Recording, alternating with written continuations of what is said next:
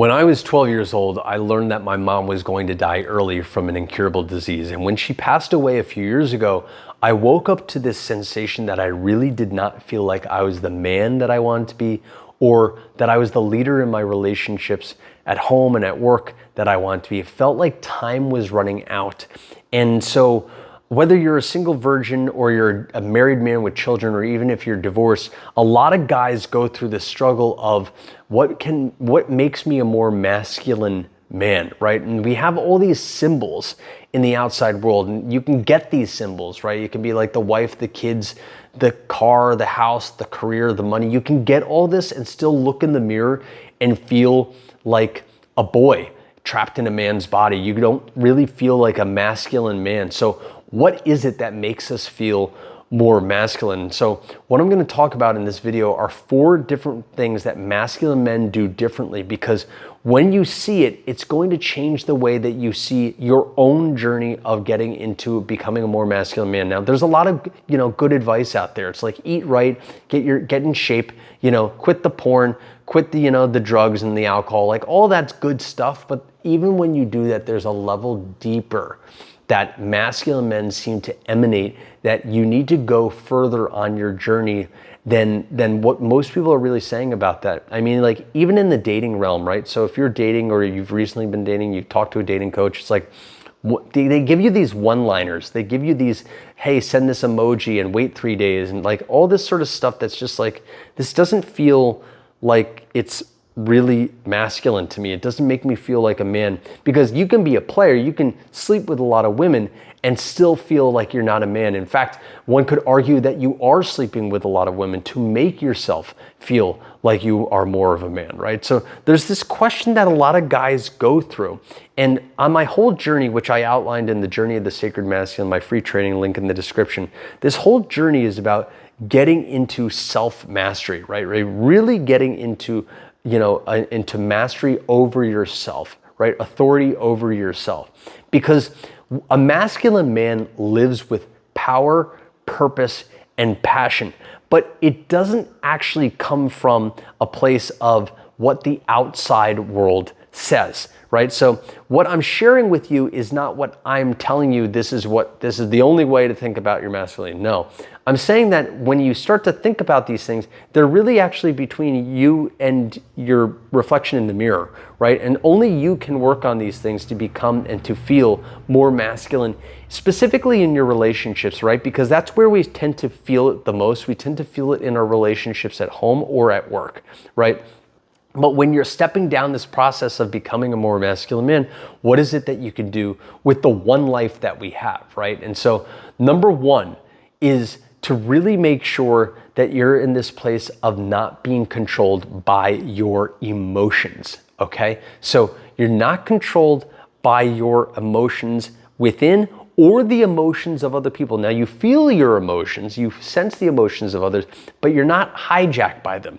So you can feel anger, but you're not actually throwing a temper tantrum. You're not actually walking around in frustration. You're not whiny or complaining or needy, right? You are in your center, right? A masculine man is in his center. He does not let his emotions control him. He does not let the emotions of others, your partner, control him. The people at work control you, right? You stay in your center.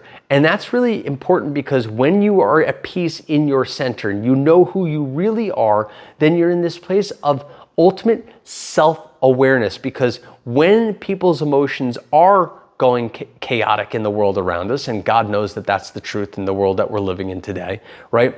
Then like, is there a part of me right now that feels unsafe, unworthy, unloved? So this is number 2, which is self-awareness, right? You need to be aware of these parts of you that don't feel safe, because that's the little boy in you.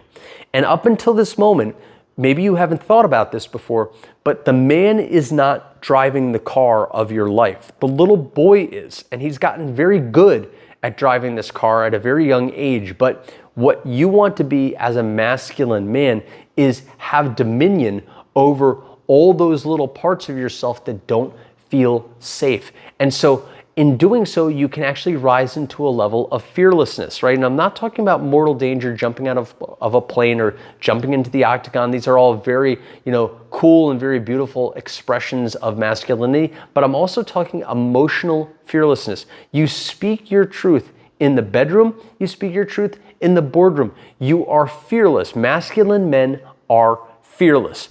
Why? They are fearless because they sense that part of themselves that is in fear, and they have the courage to overcome that fear, right? And by overcoming that fear, they're the ones that approach the woman. They're the ones that say, this is what we're going to do tonight. This is what, they say in the boardroom. Here's what I feel about the way that this company is being run right now. That is all masculine behavior, right? So again, number 2 here is that self-awareness, which is really clear for fearlessness. Now, number 3 is vision. They are walking through life with a vision of the life that they want to build. Now, think about this very carefully. Most guys out there are only working towards the vision that society has said is what is for them. So what are they working towards? Getting to the next level on the career ladder, making enough money so that they can buy the house in the really upper class neighborhood, right? They're doing these things that other people say is important, but you're not necessarily in cahoots with what you think is important, right? So masculine men have a vision of what they feel is important, and they are working towards building it, right? Now, when they're in this place of building that vision, it's like the bird, if you've ever seen like National Geographic, the bird that jumps around and attracts, mates to his nest. He's attracting people into his vision. He's not chasing, right? He's not chasing after that dollar from the scraps of the corporation, right? He's building his own life. He is self-reliant, right? And in his relationships, he is also in a place where he can run his life without anyone else in it. When he is self-reliant like that, that is so attractive for a partner. She doesn't want you clinging onto her like a little boy. She doesn't want a boy. She wants a man, right? So this is showing up again and again, this pattern, right? Now, when you have the vision, number 4 is to go and build it, right? Which means that everything falls away in your life that isn't aligned with that vision, okay? Now, the relationship is part of it. That is part of it. But is it also a business? Is it part of what your lifestyle is and are you aligned with a vision? Masculine men align themselves wholly with their vision. They are not pulled into the distractions of alcohol and drugs and video games and porn and all these things that pull us away from the time and energy that we need to direct towards building the life that we want to be living in the one life that we have. You don't live forever. And if you haven't lost a loved one yet, trust me, you will understand this soon.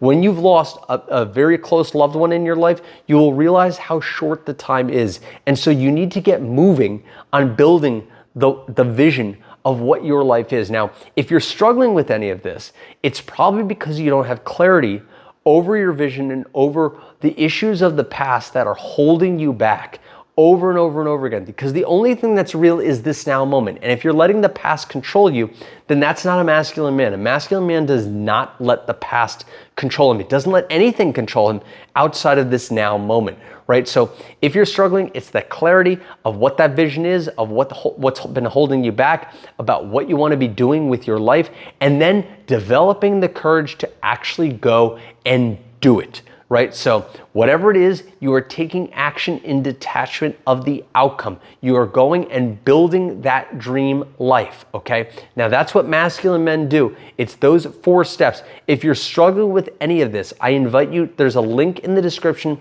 book a free 15-minute call with me. We'll see if we're the right match to work together.